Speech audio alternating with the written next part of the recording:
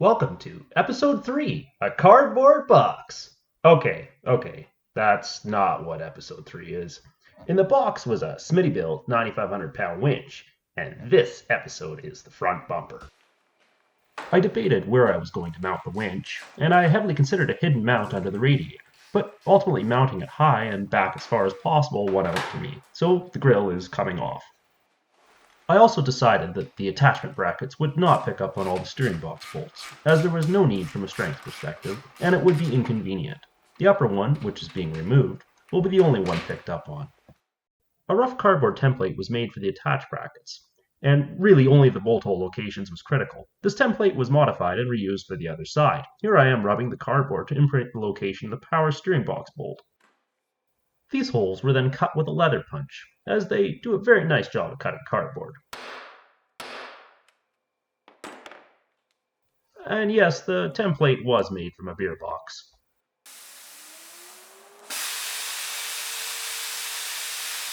Then it was just a matter of cutting these rough shapes out of some 6x3/8 flat bar. Yes, I'm actually using my plasma cutter for this, but only because it is the more economical option given the thickness of the material and the curved nature of the cuts. With thinner material, or simpler straight cuts, I would likely have just used my angle grinder. The plasma really is the tool if you need to cut through a lot of material in a hurry, and from the economic side, they will pay for themselves in fairly short order owing to their minimal usage of consumables.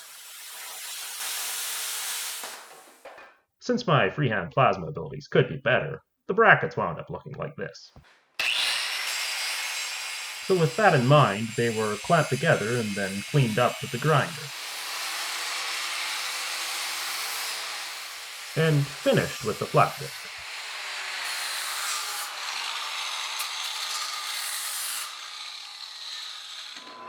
And then an awful lot of holes had to be drilled. This is just some of them. And this is some more of them. And even more of them. And more. Okay, yeah, that's about it. Then the attach brackets could be bolted on to check their fit and that they were level. And we're looking good so far. Of course, I needed some hard points for shackles. I could have used a universal shackle tab like this, but instead I'm going to mix it up and use this 1.5 by 250 DOM tubing. Since a piece of tube does not make a shackle mount, I generously lubed up this 1.5-inch hole saw along with the attachment bracket, and then I got straight to drilling.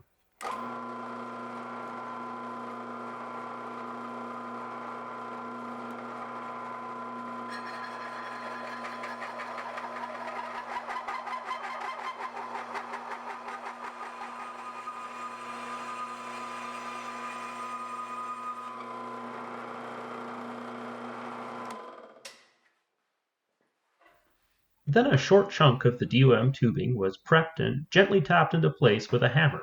Various thicknesses of scrap flat bar were used to shim it to the correct depth so it could be welded.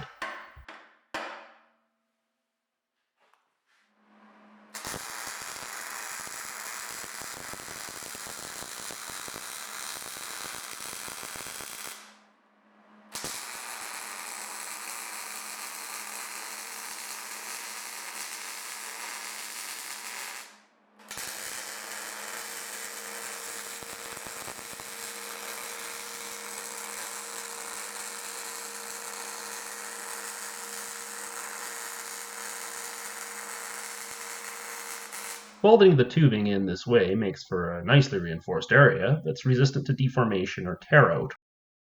Then a piece of 6x2x188 HSS was cut for the center part of the bumper.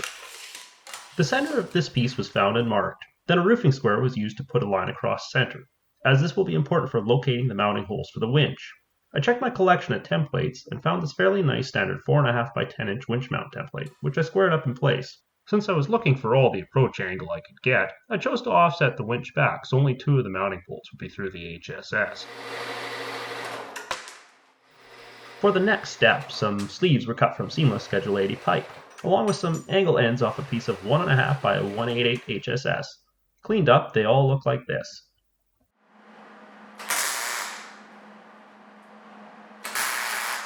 The angle end pieces were then welded on as so.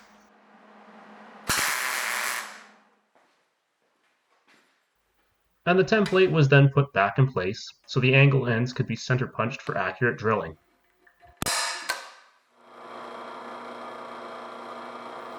Then it was off for a quick trip to the drill press for the addition of the appropriately sized holes.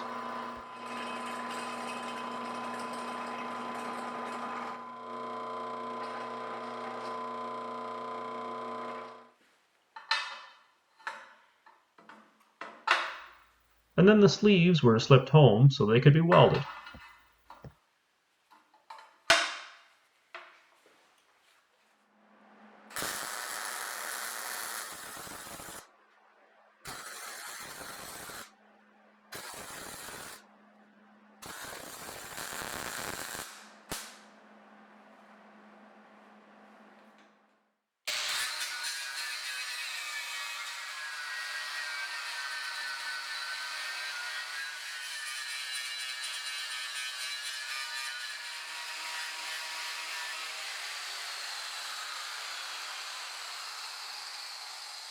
And from there, the welds were ground smooth for proper bolt seating. With that, the winch could then be test fit from both the front and rear view, and it looks good to me. The next step was to fabricate a Fairlead mount, and for this a Fairlead is necessary for sizing. This is a standard roller Fairlead, which is supplied with the winch, and as you can see it sticks out quite far, which will hamper departure angle, whereas this is a low profile roller Fairlead, not to be confused with a Haas Fairlead, and it is considerably thinner. The downside of these is they're not quite as robust as the standard roller Fairlead. A small scrap of angle iron and the correct diameter transfer punch accurately and quickly locates the inside radius of the area that needs to be cut out of this piece of 4 by 1/4 inch flat bar.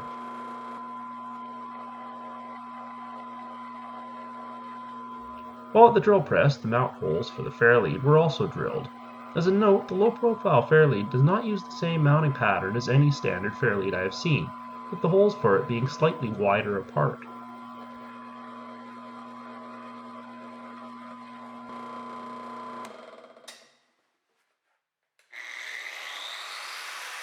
The angle grinder was then used in a careful game of connect the dots. As I've always preached, just about anything can be cut accurately with an angle grinder. You just need to have a steady hand and lots of patience. That patience is especially important when plunging a cut through like this, as otherwise you'll burn the disc up in a hurry.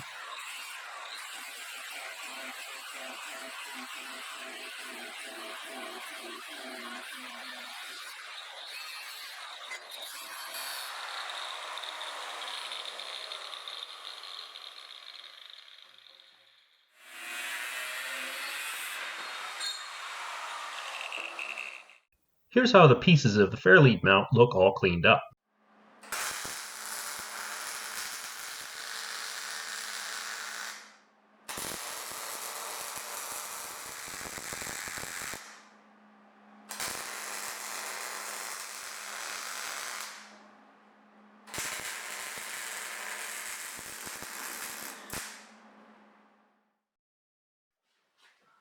The centerpiece was then tacked to the attach brackets, which involved the use of many clamps and several pieces of steel to act as work aids to ensure it was straight.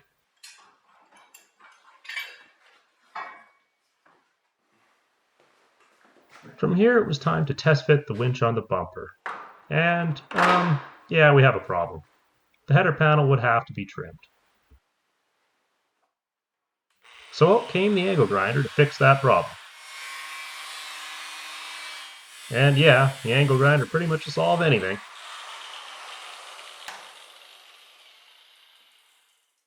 Then it was just a matter of doing the same for the actual grill.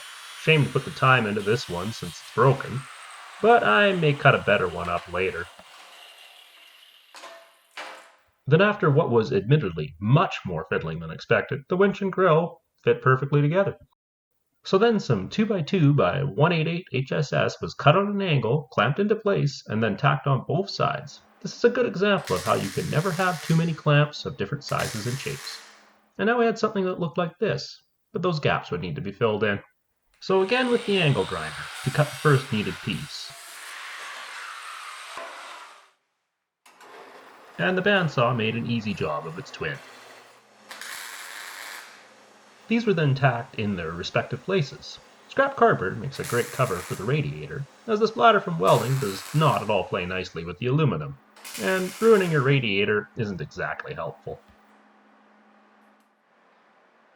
Some 2.5 by 3/16 flat bar was then tacked in place behind these pieces.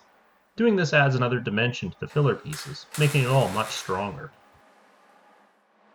As a last little detail, while the bumper was still in place, caps were tacked into the ends of these tubes. 1¼ inch Schedule 40 pipe was cut and then cleaned up with the wire wheel and tacked between the attached brackets under the main centerpiece. I often use ASTM A53 structural rated pipe in less critical applications as it is a much more economical option than DOM tubing. However, it should not be used everywhere. I wanted to fill in the space between that pipe and the rest of the bumper, and felt it would be an opportunity to incorporate a few speed holes without being gaudy. So, many 3/4 inch holes were drilled with the trusty import drill press, and some time probably could have been saved by using hole saws here, but I enjoy the way step drills throw chips, leaving a piece that looks like this. From there, it was just a matter of loading the dimple dies up in the press and proceeding with an arm workout, since this is no fancy air over hydro setup. Dimpling holes in such a narrow piece of flat bar tends to warp it somewhat, but it's easy enough to bend it back straight by hand.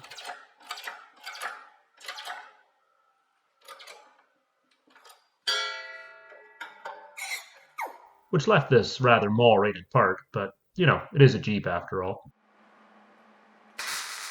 Before this now race-weight part could float away, it was tacked in place. Oh, and because now it would be hard to access some of the mounting bolts, a pair of bolt plates were made. With the bumper now all tacked up and removed, another thing I wanted to address was the tranny cooler lines.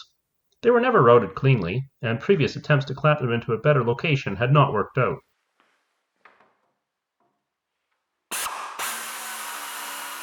So the lines were removed and capped, and an air drill was used to make new holes for them through the front crossmember. The same 3/4 inch dimple dies used previously were used to flange these holes. A press isn't required for such thin material, rather a 1/2 inch bolt with some anti-seize on it is more than adequate. I'll admit this didn't work perfectly, and there is dies with steeper angles and smaller shoulders that would work much better for this application. A splash of paint was added to keep the rust at bay, and the hoses fed back through with grommets and clamps on them to control chafing.